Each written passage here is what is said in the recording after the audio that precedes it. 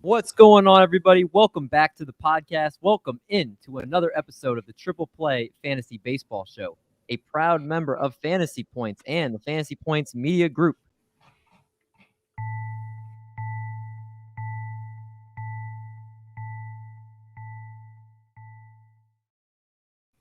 D. Mendy here, joined by a tasty dessert that also is the dad of two little cheese sticks. That's Art Benny, aka Little Cheesecake. How's it going? It's going well. I'm gonna have to tell my sister how popular my hat is. She's the one who bought me this hat. This was a vacation gift. We all went on vacation together. She brought me this hat. I'm gonna have to tell her. She's gonna be ecstatic to hear that it is now part of what makes our show is me wearing my baseball cap. It honestly is. I've never seen a hat like it. And I was surprised that you started out with a different hat if viewers looked behind the curtain before the show. And it's just like how you're the only dessert in the baseball industry. You're also going to be the only one wearing the baseball hat, literally Exactly. Baseball hat. So exactly. I love it. Of course, also joined by the man constantly on the prowl. Take that for however you will. It's Eric Mendelson, a.k.a. The Doc. How's it going? You know, I kind of like that, David. You've given me 2 compliments in a row. Are you starting to feel okay? I don't know. I like there that. Should be something wrong with me. On the prowl. Can you make a noise kind of like a cat? No. Okay. No, I'm not doing that. I figured I'd ask. Okay. Well, and of course, also joining the last member of the crew. I was going to say the man that had cankles as a kid, but oh my gosh. But we talked before the show, and you played pickup basketball with Adam Sandler, and we've known each other for like over a year now, and you have not told us that until now. Yeah. Why? Well, I mean, it hasn't came up, and but yeah, he ran point guard the whole time. I didn't play. I wasn't on his team, and I did not guard him, but I did play against him. He's good. He's a lot better than you think. And while I have this time and this little bit of a moment, I want to shout out Emily Walden and the guys at RotoWare, the Pitching Ninja shirts. Ooh, yeah. You know, mine came in today. My sister passed away of cancer. My mother has had cancer. My grandmother's passed away of cancer. So it's hit us hard. So anytime when I saw that news, Emily's an amazing person and everything she does is incredible. So just wanted to, let her know we're supporting and we wish her the best in the fight. I couldn't say it better myself. I love the shirt, and you can get that at just rotoware.com. Yep, exactly. Yeah, I love it. It's an awesome looking shirt. It's for a great cause. But I tell you something else that's great. That's our guest for today. We welcome in a man that wears backyard baseball in his heart and in his profile picture. A sport info associate for Underdog Fantasy, former of Fantasy Pros where he managed the Fantasy Pros news desks, and you can hear him on the Fantasy Baseball Prospects and more. Check out his Patreon because honestly, you can never have too much Tuma.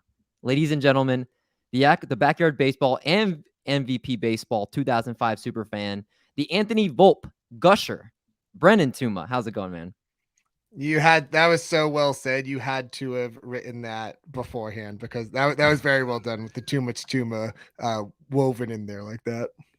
I will say I'm not creative enough to do that on the fly. I did prep that up, but regardless, you're doing a lot, man. And I mean, just of course, learning a little bit about you more as I was kind of getting ready for you to come on the show. You're doing a lot in the fantasy space. Also saw you're doing football stuff too, not just baseball.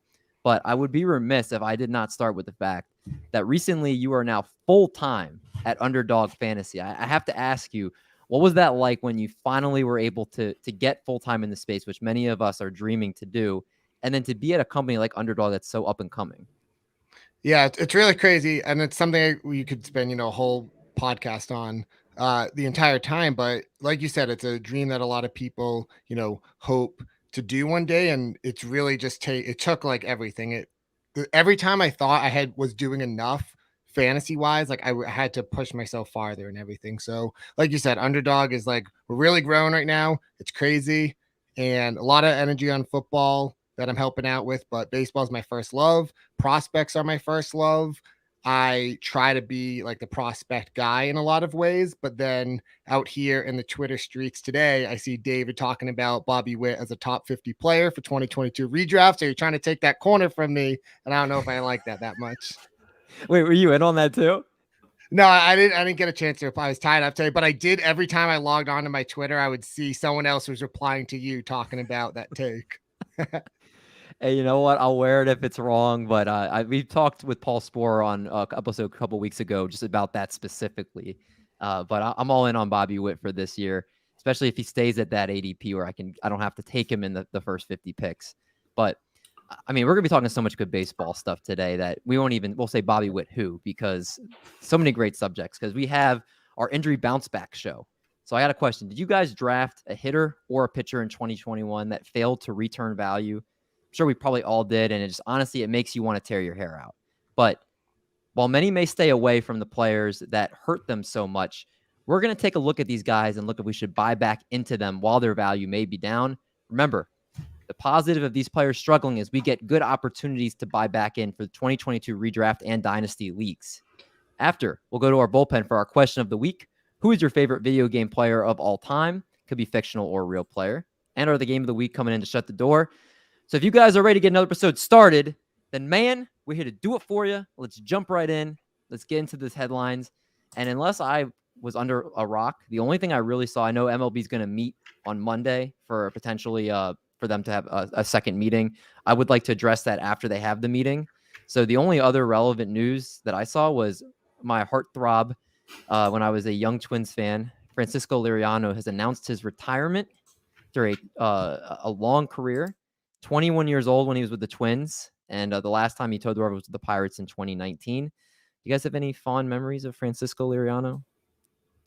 I'll hop in real quick. I mean, early on as a Detroit Tigers fan, I mean, we had his best. I mean, he absolutely was amazing. 2006, 2007, until the injuries hit. And the Tigers even had him on the team for 2018, so shout out to that.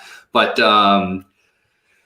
I wasn't that mad when he had moved on. I'll say that as a Tigers fan, because he was absolutely incredible for those few years before the injuries got him. Yeah, I mean, it was him and Verlander like came in around the same time, and they were seen as the two top arms coming up in baseball. And I was like, all right, well, you got Verlander, we got Liriano and Santana. Y'all ain't gonna stop us. And that dream ended pretty quick. 14 years in the big leagues. But can you guys guess how many teams he played for? 7. 5. 7 sounded right to me. Yeah, I think it was like more than you'd guess initially, because he hung on towards the end as like a lefty reliever. I think he was on the Phillies at one point. 7 sounds right.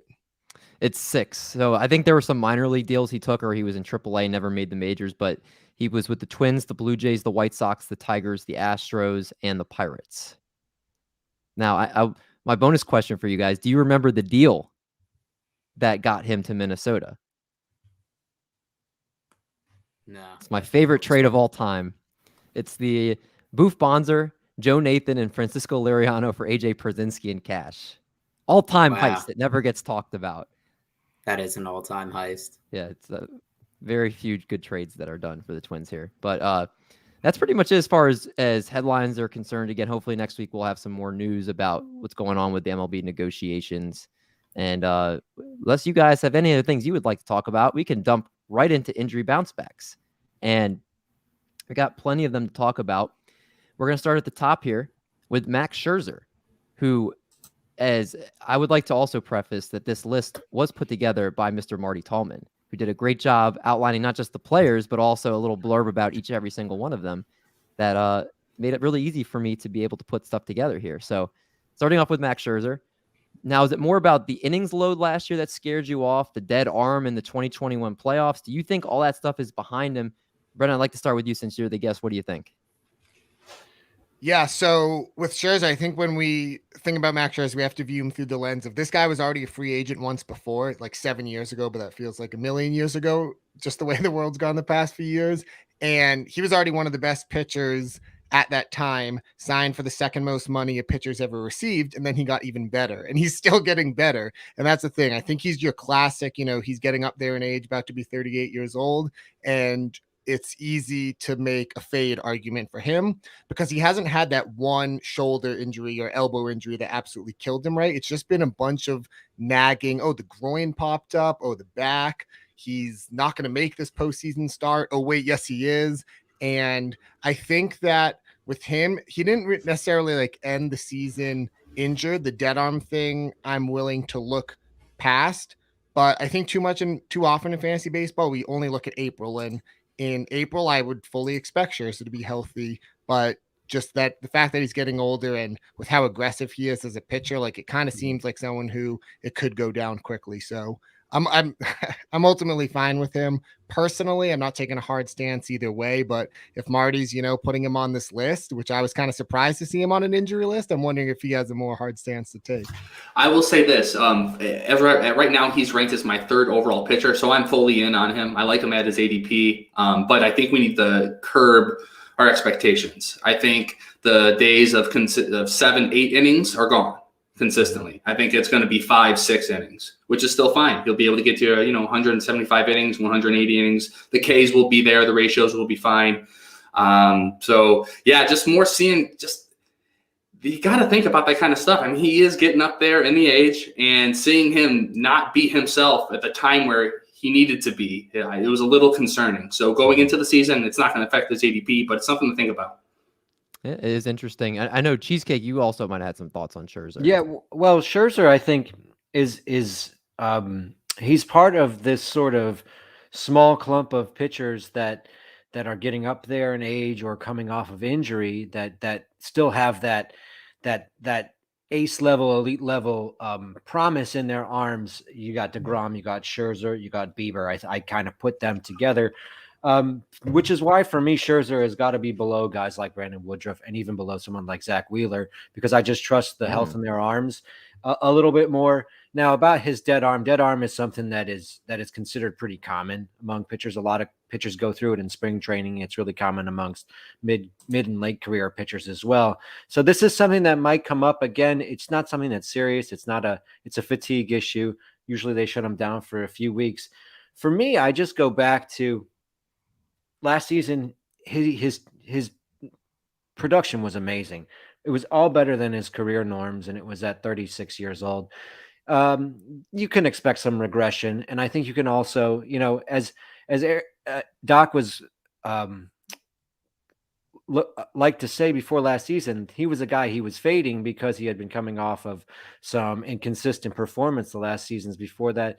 I think with age, you're going to end up having to deal with that. Last season was great, but it was also a contract year, and we have to remember that as well. So I think there's going to be a little bit of a downturn on him, but he's still one of my top seven guys or so. Is it a mistake to have Scherzer as your number one pitcher this year? Does anybody think that's a mistake? I do. Yeah. Oh, as your ace on your staff, or like No, the SP the SB1. Yeah, yeah, that's a little hot takey, but Okay, fair enough. He's also on the Mets. Let's remember that. That's true. All right, let's move to our next guy on this list, Alex Bregman. Now, remember, he had wrist surgery this offseason. Is there going to be any effects from that? Now, he just started his rehab. Could maybe impact his power, as we've seen wrist injuries sap hitters from their power. It's something that's kind of some people are thinking about when you're drafting him. He's slipping a little bit farther in drafts maybe than he normally would go. Let me go back. I want to start off with you, Cheesecake, because, again, Bregman was someone that you were interested to talk about. And then, Brendan, I want to hear your thoughts. Yeah, I think Bregman, when you put him in context of his third base cohorts, I think you have to look at him as appealing. His wrist surgery happened in November. He's just started resuming hitting in January 15th. So the expectation is that he's ready to go come spring training, whenever that may be. Last season, he was limited with quad injuries and hamstring injuries. Those are some things that might concern me as well. But I think when you look at where Bregman's going among third basemen, right now he's about the 8th third baseman off the board, behind guys like Adalberto Mondesi, behind Chris Bryant. I think I'd actually start pushing him up because I think he's going to be healthy. He's only 27. So if and he produces a good batting average. And last season was a down season. He's still at 270. If he got full plate appearances, you'd have been looking at a pretty solid overall season. I like him above other third basemen that are going ahead of him right now. I'm actually fine of him coming off injury. Brendan, are you feeling Alex Bregman as much as Cheesecake's heart throbbing him right now? Yeah, I do agree with Cheesecake here. And I think with Bregman, it's through two different factors. I think for me, with everything that's happened in MLB the past few years, changing of the ball, they keep changing the ball, they change the sticky stuff. I've gotten really into the macro level state of baseball. And when you look at recent seasons, 2019 jumps out as, to me, the height of what I'm calling the juice ball era, which kind of began in the second half of 2015. And you look at a lot of players and their 2019 numbers. Bregman's a perfect example. His numbers went nuts, and I don't think we're ever going to see a 2019 from Bregman again. I think that was more a product of the environment of MLB at the time and less indicative of Bregman's true power output abilities. But on the other hand, he does make contact at a great rate, and he takes so many walks that it gives him such a high floor. I think the wrist surgery from this offseason was a good thing because it kind of explains his struggles towards the end of the year. So as long as we're not expecting anything close to 2019 again, I do really like him as a bounce back because I think you're getting that injury discount. And like we kind of highlighted last week, excellent in points leagues because of how minimal that he strikes out. So you already have that there. And then anything else that he's going to give you, if he's anything close, again, maybe not expecting 2019 production like you mentioned, Brendan, but just somebody that you know that you can plug in at the third base spot and not have to worry about in your lineup.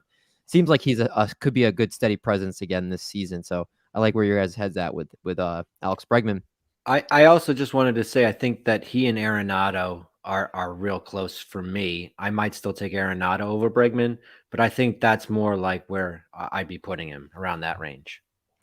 Arenado is somebody going around the 5th, 6th round in most drafts, around that range. Is it? I feel like that's kind of the last tier of third baseman that you can plug in your lineup and then you don't have to worry about it. You're not like looking at their production, worried about what they're doing. Do you guys think there's anybody going after them per se that you feel really confident at the third base position? Rendon, I still would feel okay going in with Rendon. Yeah, I think so. Without diving in too much into who one of our guys we're going to talk about, Brian Hayes, baby. Oh, well, it's a teaser. That's professional podcasting from you, Marty. I don't have the energy to argue with Art about Rendon. Okay. Let's go to somebody that on this list, let's be honest, Charlie Morton broke his right fibula. And normally I don't think that would be something that would have us scared about somebody because that's nothing with their arm. It's nothing that you would expect to affect their pitching, especially when they let the bone heal. But he is 38 years old. So that's the key factor here. We don't see too many pitchers coming off an injury like that at this age. 38 years young, David. That's right. You're right. Factor in the fact that his current ADP is 98th overall, 37th pitcher off the board. So he's still a top 100 pick. Brendan, are you going to pay that price for Charlie Morton? I do think that in general, we should look at full season statistics as more of a predictor than partial season statistics. But unless you can identify something specific that changed. And with Charlie Morton, I think the biggest thing that changed is you look at his Fangraphs data and his pitch mix. Through June 11th, he was throwing his curve 33% of the time. He had a 4.50 ERA. From that point on, he upped that usage to 39% of the time, and he had a 2.71 ERA. He's the exact type of pitcher we've seen, you hear it talked about all the time, throw your best pitches more often. That's what he started doing when he broke out a few years ago. Then he kind of plateaued early this season and he doubled down on that strategy and just kept throwing that curve. I know he's getting older and he keeps scaring us because he's talking about retirement. He's entering his age 38 season, but his fastball velocity was the highest it's been since 2018. And he still has really elite spin on his curveball, despite the sticky stuff ban. So the injury, I think you might maybe get a discount. I honestly kind of forgot that happened, and it's a leg. It's not ideal, but I'd rather that than, a shoulder issue or something like that. Pitched 185 innings last year, which is pretty incredible. Let me ask you guys this, food for thought. Is he the Nelson Cruz of pitchers? Yes, but you didn't come up with that.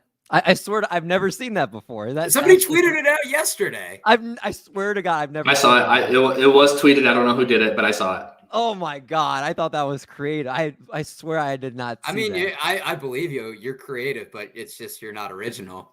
Yeah, I guess. Shout out to whoever came up with that yesterday, because that's pretty good thing. Now, David, you can't go out and tweet it like it's your own original idea. No, now I'm gonna find you. I'm gonna find who tweeted that, and I'm gonna be like, great minds think alike. That's what I'm gonna do. I hope he blocks you. Okay. Next guy, let's get on this list here. DJ LeMahieu, who's had core muscle surgery to address a sports hernia he was dealing with during the season. Also had a tricep strain. Looked nothing like the player we saw the year before. And I think people as such are kind of scared, besides the position flexibility that he had been offering you. The power that we saw, the career high power that he had, was completely gone. Did not look like nearly the same hitter again. This is somebody, when his name has come up a lot more, I've seen people fading him because it's not like his draft price is super cheap right now. So, Doc, I want to get you in here. Why don't you give us your thoughts about DJ LeMahieu, and then Brendan, anything that you would like to add as well? Yeah, well, for NFBC, his ADP right now is 111, a min pick of 65, which is too rich for me, but a max of 175. So you talked about the positional flexibility, first, second, third base, and you had mentioned that core surgery he had in October. So what I think people need to do is not look at 2019 for the power numbers. 26 home runs, that's an anomaly in his career. What he's going to do is going to give you 10 to 15. Now, a lot of people are scared from the average because he hit 268 last year, but I'm going to go and tell you his averages from the previous seasons before. 364, 327, 276, 310, 348, 301. He's a great contact hitter. Great contact hitter. He has, in 2021, was actually the highest walk percentage of his career, and he has a 14.6% K rate. So figure he hits atop the Yankee lineup, first or second. Maybe he'll give you 5 to 7 stolen bases, but he'll get a lot of runs because he's going to be on base. So once again, don't draft him because you're chasing power. You think that he'll give you that 2019 year, but draft him for 10 to 15 homers, a 300-ish average, and a solid source of runs, and even more valuable in a points league.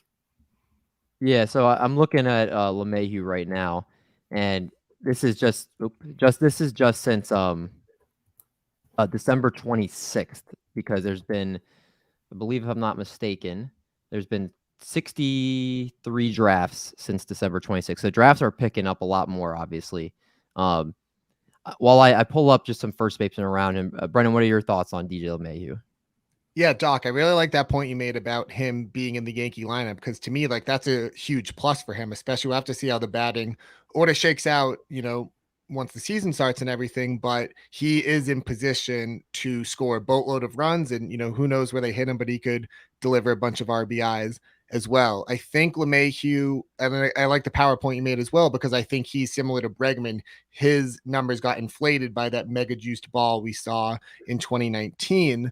I do think, again, with the injury and everything, he ran a bit cold last year as well. He slugged 362, but Baseball Savant pegged him for 391 expected slug. That's just, it's a little thing, another reason to possibly buy back in on him. And just think about where we were drafting this guy entering this past season. Like, he was a top 3-4 round pick, I think. So again, I fully agree. Let's not expect the power.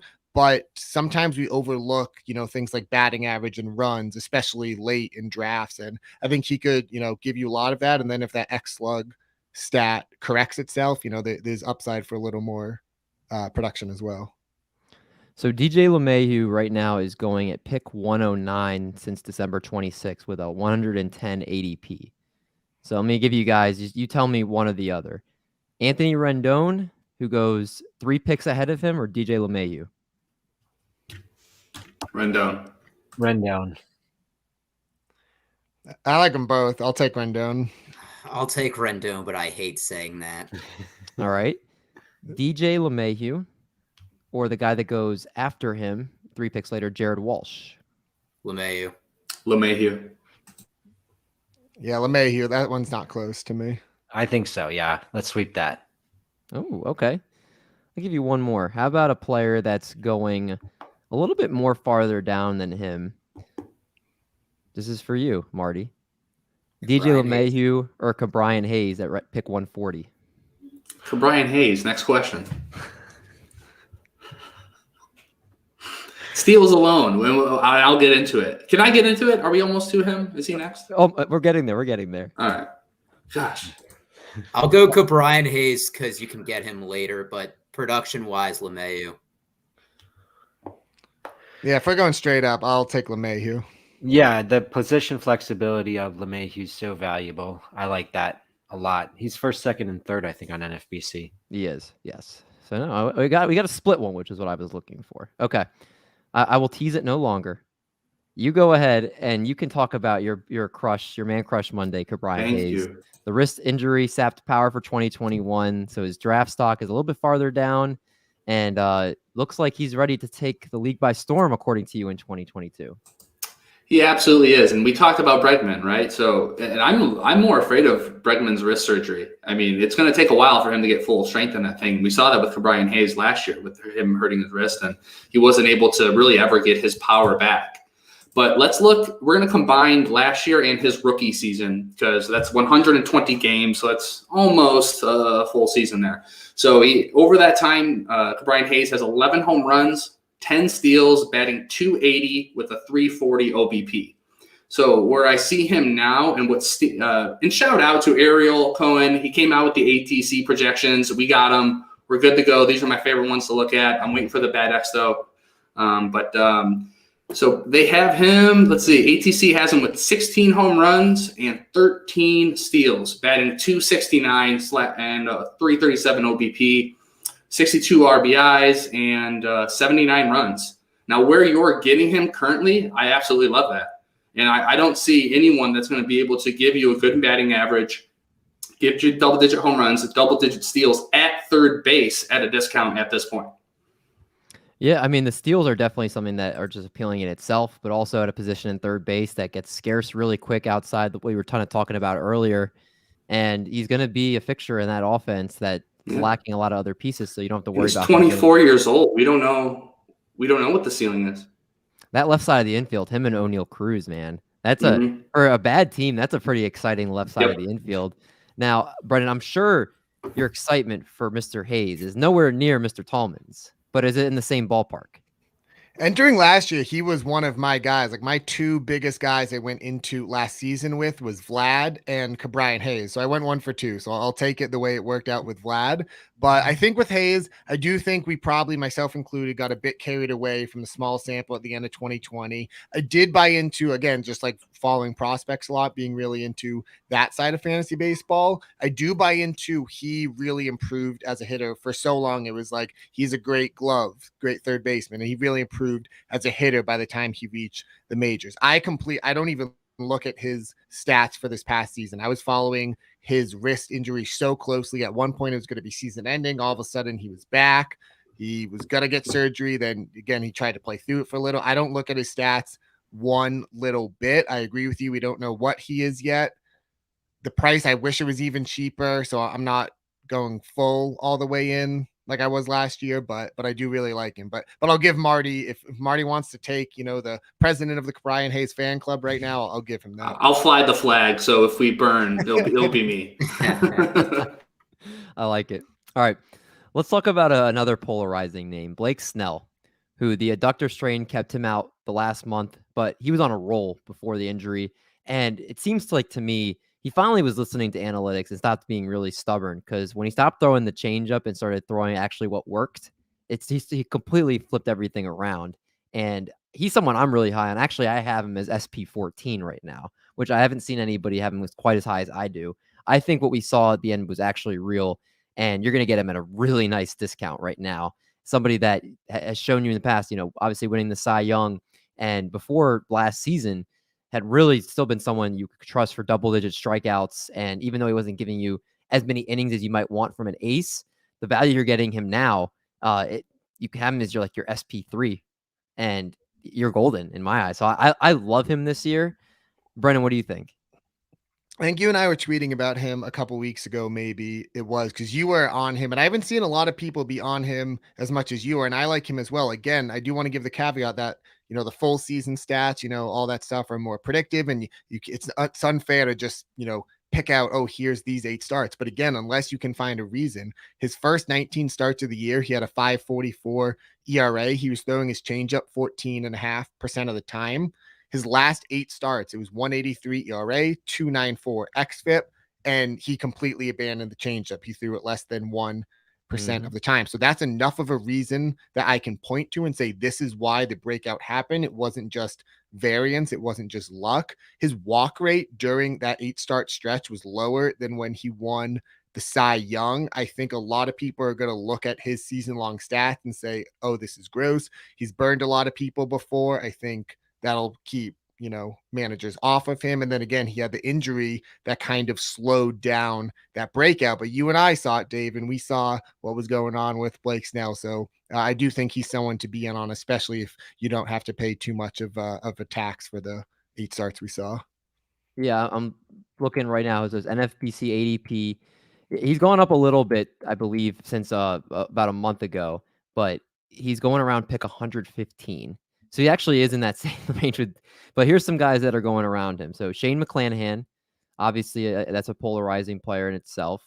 I'm looking for starting pitchers, not necessarily relievers, but Tyler Molly, Pablo Lopez, Carlos Rodon, unfortunately, Rodon, but he's Rodon. Zach Gallen's an interesting player, but he's in an interesting range. I like where he's going. He's going after pick 100. I think that's a great value for him. And yeah, hopefully we're not in too many drafts together, Brennan, because I think we're be fighting to get some Blake Snell there. The biggest thing I want to caution, I don't want to see you getting too carried away with this either, is I don't think we can just take those 8 starts and extrapolate that over, a full season and say this is what's going to happen. There's going to be a little bit of regression baked in, but I play in some competitive 12-team leagues as well. I know NFBC is always 15, but I play in some competitive 12-team leagues. He was on the waiver wire, in the middle of the summer. And I was like, I wasn't even considering him. But then my buddy picked him up and then he went off. And that's why I know what happened, because I was sitting there agonizing, wishing it was me who had picked him up. Oh my God, that's the worst. So I will say, right now, ATC projections, again, shout out Ariel Cohen for putting those out today. They project him for a 3.8 ERA, just under 11 Ks per 9 and 144 innings. I mean, that plays. And even a sub-4 ERA with almost 11 Ks per 9 and maybe gives you around 150 innings. I mean, I will take that after pick 100 for sure. No doubt. I think, you'll see a better Blake Snell this year. But like you said, don't get carried away in the sense of just because of what we saw at the end of last season, that's going to be the entire way this season. I think the way that they have the projections here, both Steamer and ATC have him around a 3.7, 3.8 ERA. I think that's pretty fair. So I like that. Let's go to the next guy here, and let's talk about Pablo Lopez, who we just mentioned, had an abductor strain that kept him out since the first week of July. Now, was his 3.07 ERA sustainable? Is it somebody that you're very excited about here? Brendan, what do you think? I think Pablo Lopez is really interesting. He has a 3.07 ERA, a 3.5 xERA, and a 3.32 xFIP. So that all kind of lines up. That makes me buy into that's an ERA range that he can live in moving forward. I also like that he did return to pitch on the final day of the season. It was only 1 2/3 innings, but I just like that he made it back, and hopefully that's a sign that he'll have a normal off season. I think Pablo Lopez is going to live in that, if everything goes the way we want it to, I think he's like that perfect SP2, SP3. Again, if he takes one more step, he's slowly improving. His strikeout rate is up from 20.3% to 24.6 to 27.5 since 2019. So again, he's not an ace. I don't think we should ever expect, top 12 production, but I do kind of think he's that perfect SP2, SP3. Nothing crazy. He's not going to win you your league, but he looks to me like a good bet to outperform his ADP. Very stable, right? Somebody that you think, as long as he doesn't get hurt, is going to be exactly what you want from him. Again, like you said, not a league winner, but it's somebody that you're going to want either in the middle or back end of your rotation, and you're going to be able to rely on him week in and week out. Except for those, I believe he has 1 or 2, and Doc, I know this is something you documented. He has those 1 or 2 huge blow up games where he'll go 1 inning, give up 8 earned runs against the Marlins or against the Mets or something like that. No, a Pablo Lopez line is 3 innings, 9 hits, 9 earned, 2 Ks versus the Mets. Like I swear it's always against the Mets. Or was it? I thought it might have been the Braves. That it was. It's No, one of those.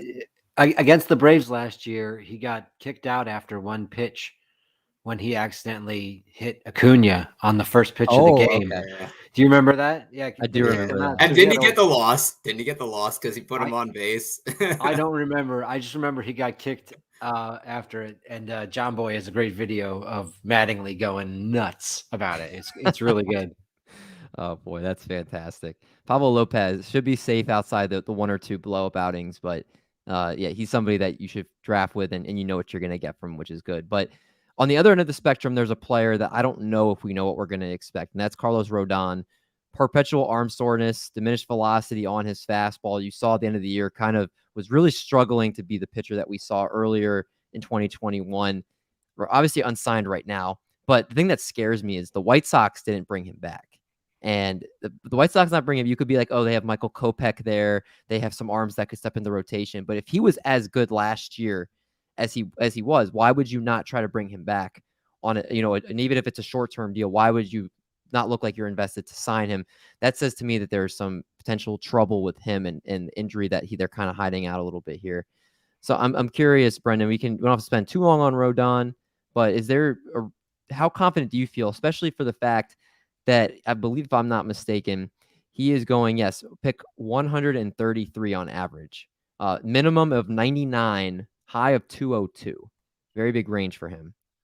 Yeah, so Rodon kind of sucks to talk about because, again, he could just get hurt and miss like 4 months. And then it's like I was touting him, but then he got hurt. The only case that I will make with Rodon is that he was really good and the expected stats, all the underlying stats backed it up. If you buy into the White Sox, they've done with that core velocity belt that helped Lucas Giolito break out. It's like there was reasons for his breakout and it was legit in every sense of the word. So if anyone pushed back on that, I would go to bat for Rodon. I honestly just look at it as fantasy baseball, it's like not gambling, but it's like drafting Rodon feels like you're gambling a bit. And it's just like, how lucky do you feel? Because there's, realities. I don't know if you guys are Marvel fans, but if you think of, the multiverse and all these different timelines, there's a lot of timelines where next year Rodon stays healthy for the full 6 months and he's amazing. And there's also probably timelines where he makes, 5-6 starts and that's it. So he's a gamble, but he's good. When he's on the mound, I believe that he has broken out and that he's good.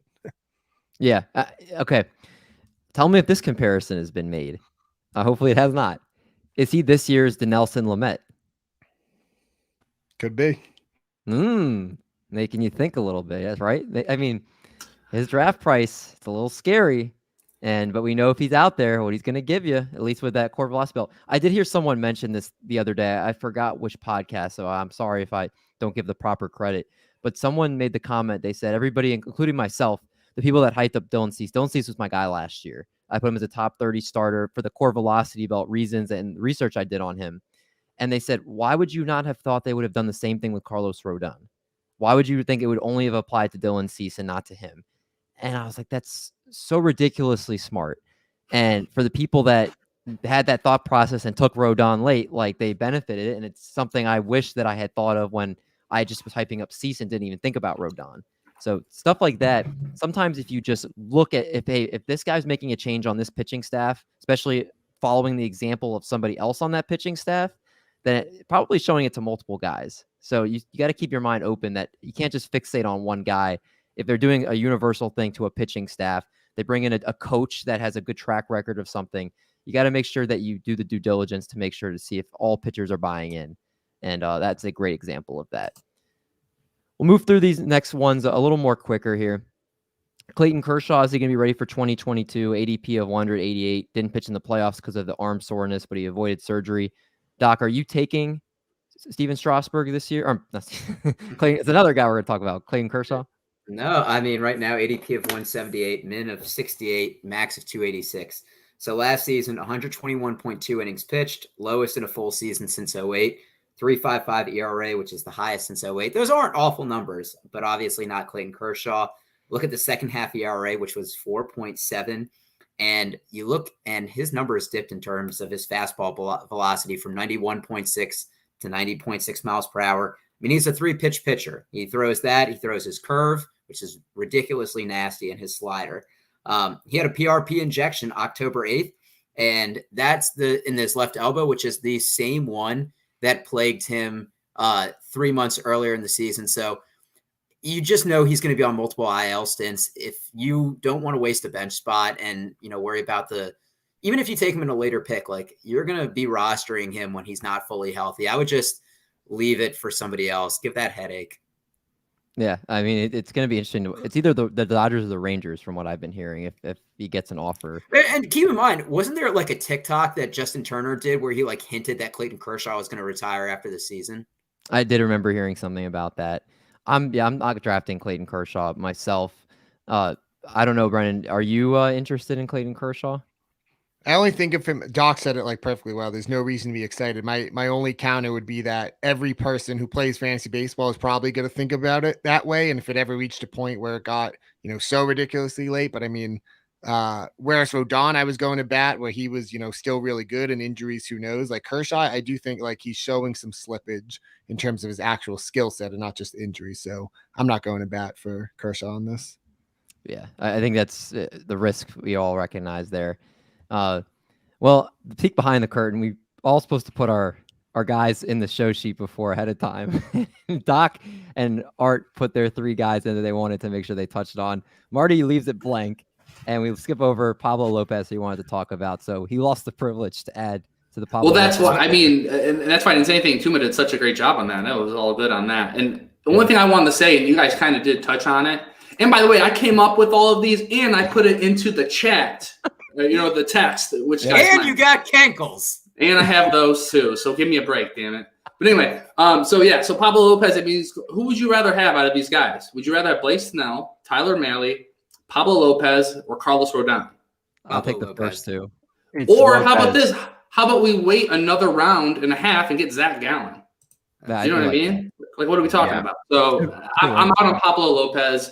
My next guy is Ramon Laureano. So I can talk about him if you'd like, David. It's up to you. I would like you to. It's been a while since we've heard from you. Okay, good.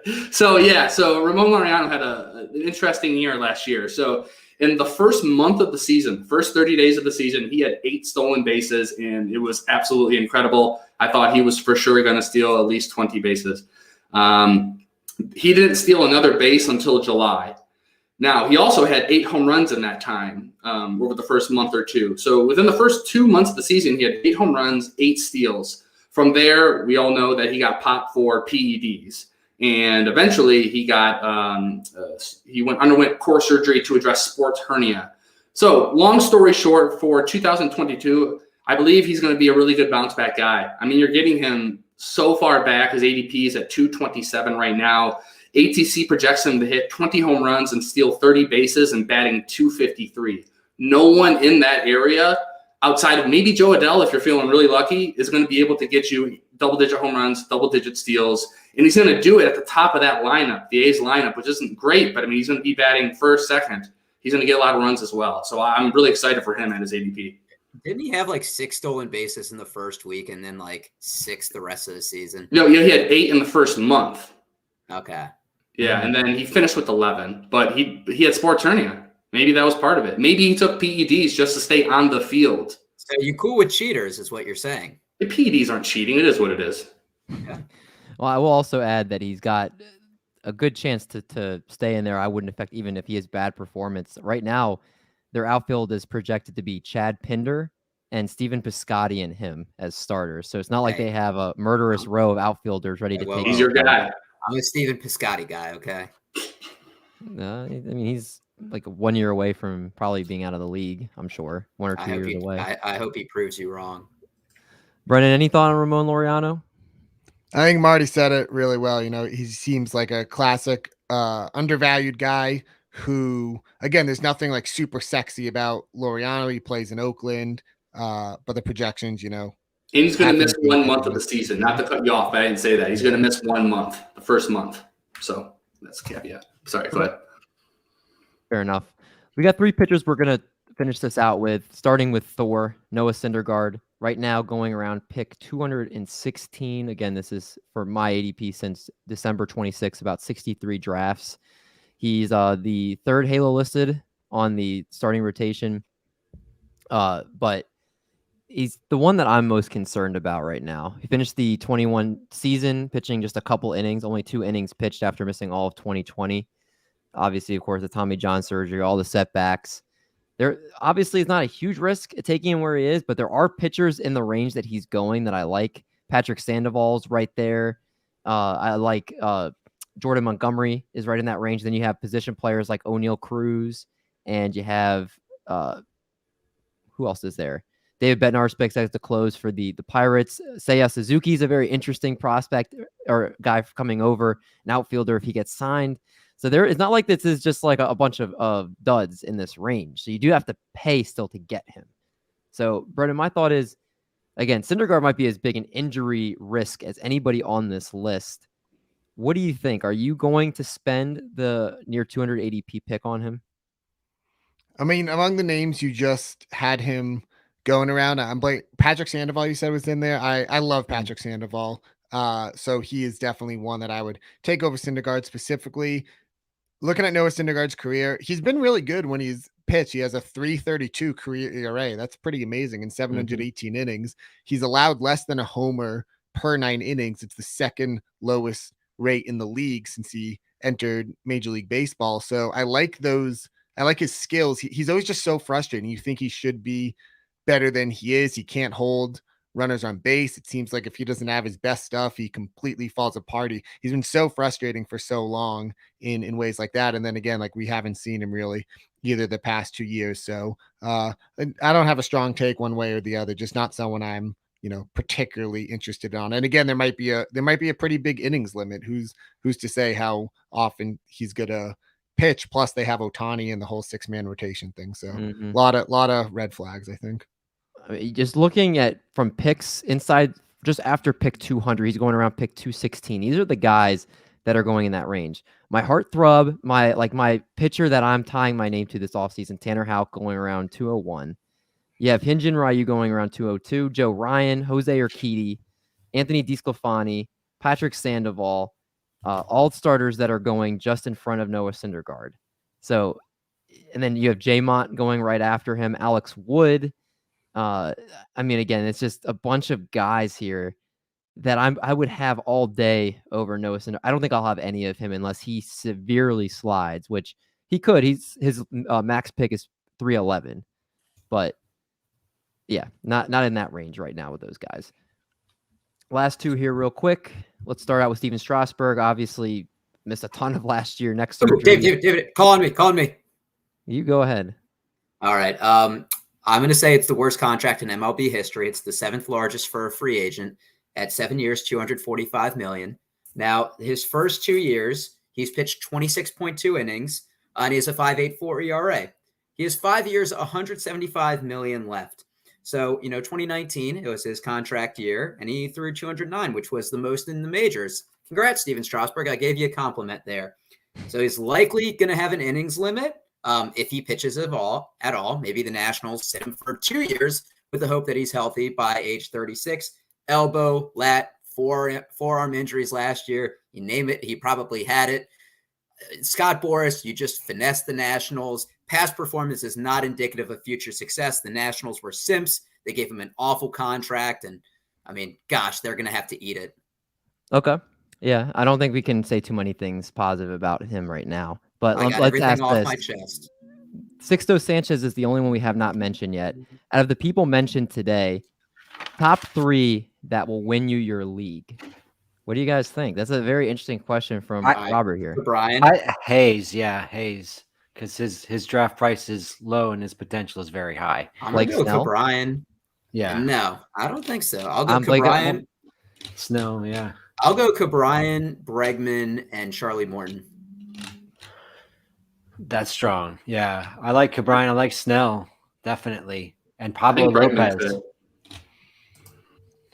Any other I was going to names? say, I was going to say, give me the floor of Pablo Lopez plus the Carlos Rodon in the universe where everything works out. And then I really like Bregman. I really like the floor ceiling combo of Bregman. His skill sets, like he makes contact and he gets on base. Like that's going to play, as long as he's healthy and no matter what's going on with the ball, like that's going to play.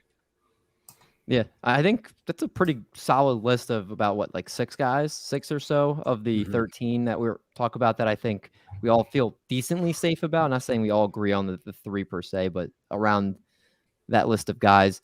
Cheesecake, just really quickly wrap this up for us. Give us your thoughts on Sixto Sanchez. Well, I'm just going to tell you why Sixto is someone I'm fading right now. He's currently going around pick 336. He had July surgery to repair a capsular tear and clean out the backside of his shoulder. Typical recovery time, based upon a 2014 study I Googled, is about 13 months. 8 to 18 months is the range on repair of a capsular tear recovery for MLB pitchers. So it is like he could be out till August. He might not be back pitching until August this year coming up. But also, Craig Mish was on our boy Peter's Locked On Marlins podcast talking about Sixto, talking about there's some tension building between Sixto and the Marlins. He's not sticking to their recovery plan. And also he has a little bit of bad blood because he got injured at the alternate training site. His first session in the alternate training site after spring training last year.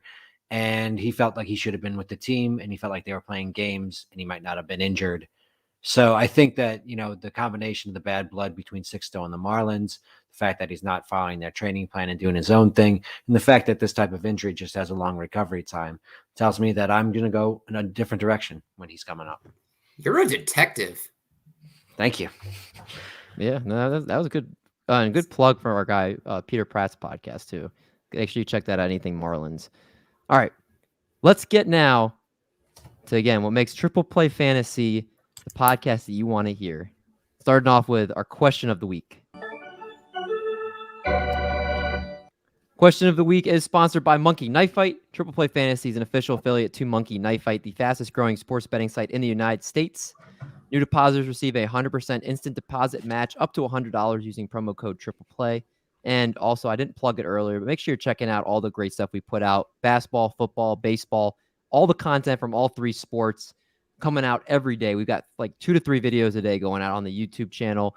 Tons of people here. We got like 25 people cranking out stuff all day and night here at Triple Play. Tons of great guests, tons of great content. So check out all the stuff going on here. All right, our question this week. Who is your favorite video game baseball player of all time? Again, it could be fictional or it could be a real player in the game. Now, Doc came up with this question. I said, why don't you just feed the question on a silver spoon to Brendan, because he literally has the answer right there. But I would like to know, why is he your guy? Yeah, again, such a good question, such a good topic. I talk about baseball video games for an entire podcast, in all seriousness. But yeah, for me, it's Pablo. And I played backyard baseball 2001 growing up. I think anyone around my age, I'm 28, who did the same. It was just like really that like sweet spot of like playing video games on the computer was like such a thing to look forward to. I think for me, what I loved about backyard baseball was like so simple, it was just kind of like point and click, but it's kids, but you're playing in the backyard. So it was relatable. And it was actually really progressive for the time. Like they made 30 new characters. It was 15 guys, 15 girls, all different, ethnicities involved. And Pablo himself is, he doesn't look what you'd think the best player would look like. He's, shorter. He's a little chubby even. He's got that gut.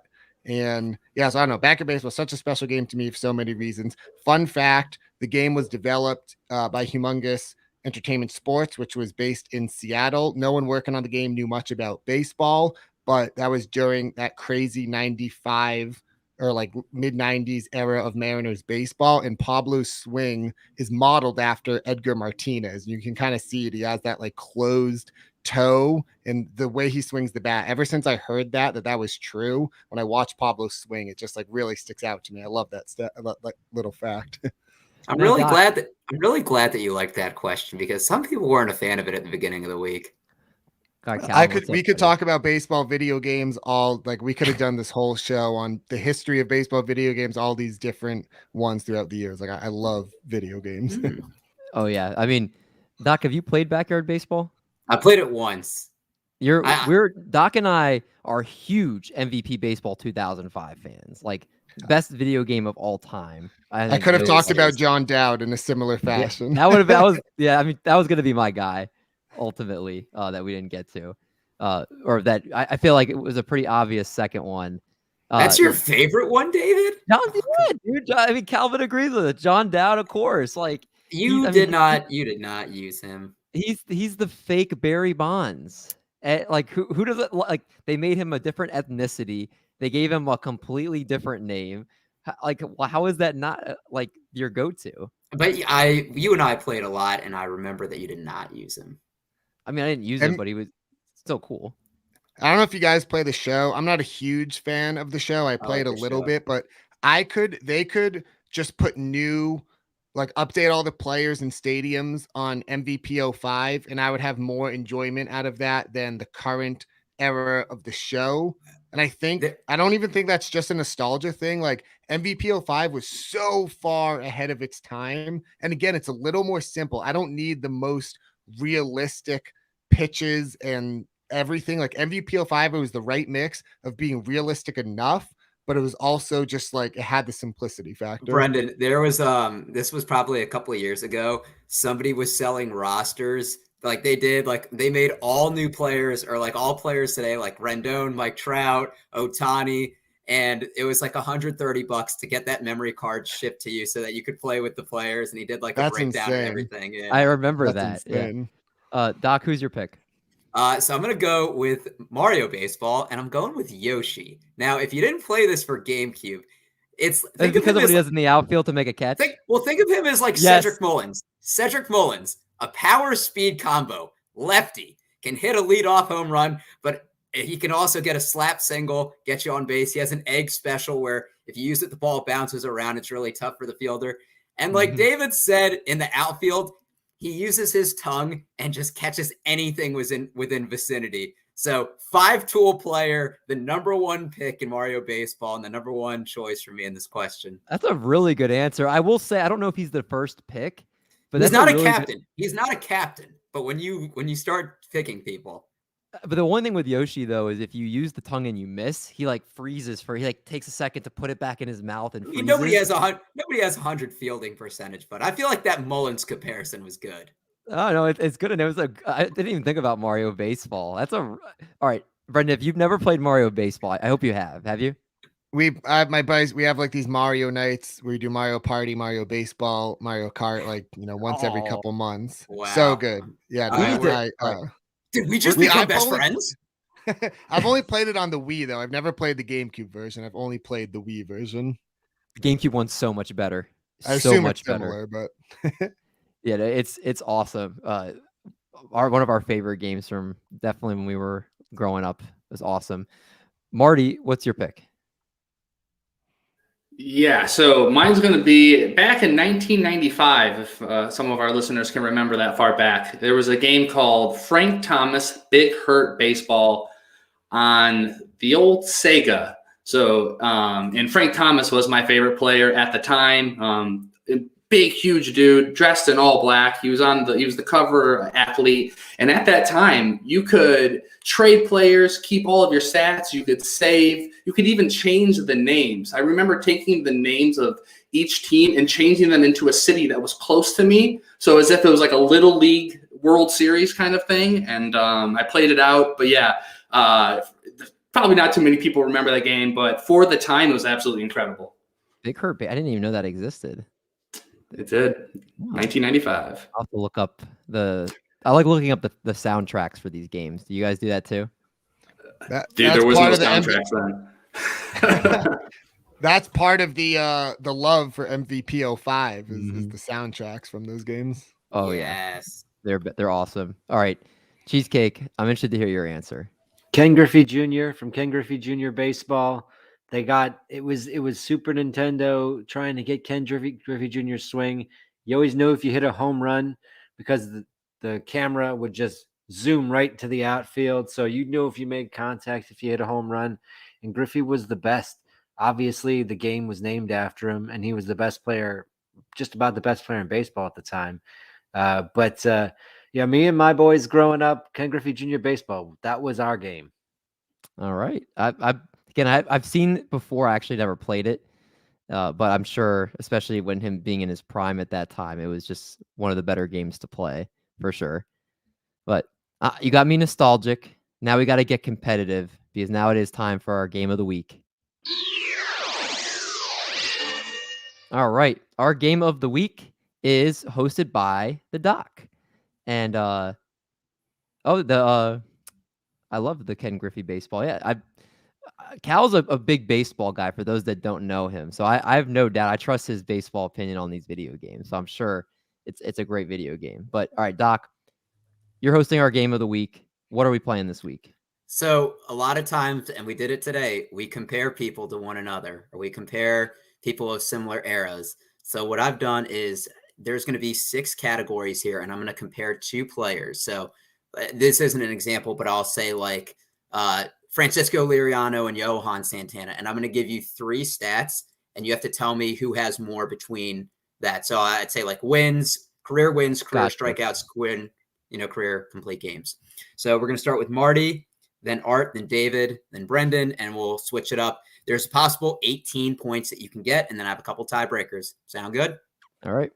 So the first 2 players we're comparing are Miguel Cabrera and Albert Pujols. So the 3 categories are hits, triples, and stolen bases. So Marty, you're first. Hits, Pujols. Steals, Pujols. What was the middle one? Triples? Triples. Pujols. Clean sweep. Okay. Art? I'm going to say Pujols has hits. Triples and stolen bases are Cabrera. Okay. David? Triples are Cabrera. The other 2 are Pujols. Okay. And Brendan? I'll say hits and triples Cabrera, steals Pujols. All right. Well, David got 3 that round, so Pujols has the edge in hits by a little over 300. Miguel Cabrera has 1 more triple, and Albert Pujols is crushing him in stolen bases, 116-39. So I'll keep score for this because it's pretty easy. David's got 3, Marty and Art have 2, and Brendan got 1. All right. So we'll go to the next one, and Art, you're starting with this. The pitchers are Max Scherzer and Clayton Kershaw, and the categories are wins, innings pitched, and career shutouts. Okay. Wins, innings pitched, and shutouts? Yep. Okay. Wins to Kershaw. Innings pitched to Scherzer. Shutouts to Scherzer. Okay. David? I wanted to do clean sweep for Scherzer, but I think Kershaw has more shutouts. So wins, innings pitched, Scherzer, shutouts, Kershaw? Yep. Okay. Brendan? These are obnoxiously hard, but they're good. Thank you. I'll say wins and innings, Scherzer, Kershaw for the shutouts. Okay, so same as David said. And then Marty. Same answer. That they said? Yep. All right, well, good job cherry picking because that is the answer. Oh my God, you guys are just like the guys that sit behind me in class. So the wins, Scherzer has him edged out 190-185. He has him by about 80-something innings, and Kershaw killing him in shutouts 15-5. So after 2, David's got 6, Marty's got 5, Brendan's got 4, and Art's got 3. And we are starting with David on this one. The players are JT Realmuto and Gary Sanchez. And the categories are home runs, RBIs, and walks. Oh. Walks, JT. Oh my God. Home runs, Gary Sanchez. RBIs, Realmuto. Because I feel like Gary Sanchez has like 33 and like 80 RBIs. Okay. Brendan? Yeah, I was thinking the same as what David said. I'll see if everyone follows suit. I mean, it's not. I guess it's not bad to cherry pick them. So you locking in the same answer? Yeah, but I thought of it independently. All right, Marty, are you following them again? I don't want to, but yeah, that's it. Okay, and then Art. We came up with this the same way David came up with that Charlie Morton, Nelson Cruz comparison. Oh, that hurts. Hey, shout out Andrew Gold from Fantasy Pros and Pitcher List. Andrew Gold is the guy who he asked if Charlie Morton is the new Nelson Cruz. Ah, she's a very smart cat. But I Alright, like Art. I like the comparison, Brendan. Alright, respect Art. it. I think that Sanchez has home runs, JT has RBIs, and I think Sanchez gets a decent amount of walks. I'm gonna give him the walks. Maybe I'll make up something here. All right. Well, David's another 3 for 3. So Gary has him edged out in homers, 138 to 112. JT killing him in RBIs by 91, and JT has him by 7 walks, 227 to 220. So it's Closer close. than I thought. It's close. Hey, can we do this game every week? I think I found my game. All right, maybe. All right. So this one we're starting with Brendan. The two guys we're comparing are Francisco Can't cherry Lindor. pick this time. Yeah, Francisco Lindor and Xander Bogaerts. And the categories are home runs, stolen bases, and RBI. Okay, let's go Lindor for the steals. Okay. And then I should know this. I'm a Red Sox fan. And then we'll go Xander for the other two. All right. So Lindor for steals, Xander for home runs and RBIs. Yes. All right. Marty? I got to switch it up. I'll say Lindor steals, Lindor RBIs, Bogarts home runs. Okay. Art? I'm going to say home runs, Bogarts, Lindor steals, and RBIs, Bogarts. Okay. And David? Is that what Brennan said too? Mm-hmm. I forgot, but I'm pretty sure Lindor's got steals. Bogart has more RBIs. I don't want to copy Brennan's answer, but I do think because Lindor, I don't think has had as many 30 homer seasons as Bogart's had. so you're doing the same answer as Brendan? Yeah. I'll You're flip probably- it. I want to go Lindor has more homers. You're switching it up? Yeah. I want to go Lindor has more homers. All right. Well, wise decision because he does have more homers. So Brendan gets the 3 on good that one. switch. David should have switched it up. So Lindor has him 158 to 141 in homers, 109 to 66 in steals, and Bogart's killing him in RBI, 610 to 474. So we got 2 left, and then I have some tiebreakers. So for this one, we're going back to the beginning with Marty. The players: Bryce Harper, Mike Trout. The categories: walks, home runs, and RBIs. Walks, Trout, homers, Trout, RBIs, Harper. Okay. Art?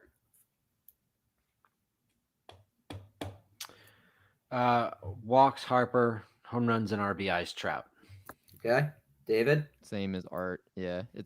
I would be shocked if Harper has less walks than Trout, but I'm pretty sure Trout has more in the other two. All right. Brendan? Good God. I'm just trying to think about how much time Harper's missed, but Trout's missed a lot of time recently too. Sorry, homers, RBIs, and walks. Yep. All right, let's go Harper, walks, homers, and RBIs, Trout. It's a clean sweep for Trout. Trout has him by 32 walks. And then obviously 310 to 267 in homers, 816 to 752 in RBI. So going into our last question, Marty has 8, 9. Marty's got 11. Art has 9. David has 13. And Brendan has 12. Oh, So it's All anybody's right. game. it's Anybody's a game. This is it. And Art's starting with this, and this is the most obscure one to end it. It's relief pitchers. We're comparing Aroldis Chapman and Kenley Jansen. So the categories are wild pitches, hit by pitches, and career strikeouts. And you have to say who has more. Okay? So Art, we're starting with you. Chapman has more wild pitches and more hit by pitches and more Ks. Okay? That's what I'm going to go with. I think Chapman sweeps it. All right. David? There's no way you gave us one back to back with sweeps. I Maybe feel I like did. I don't know. did. I feel like I know your brain. That's not how you're doing it. Remember It when seems you like remember when you overthink the other ones? Yeah, now you're doing reverse psychology. Okay, so I think Chapman has more hit by pitches for sure. More wild pitches, and then what was the other one? Career strikeouts.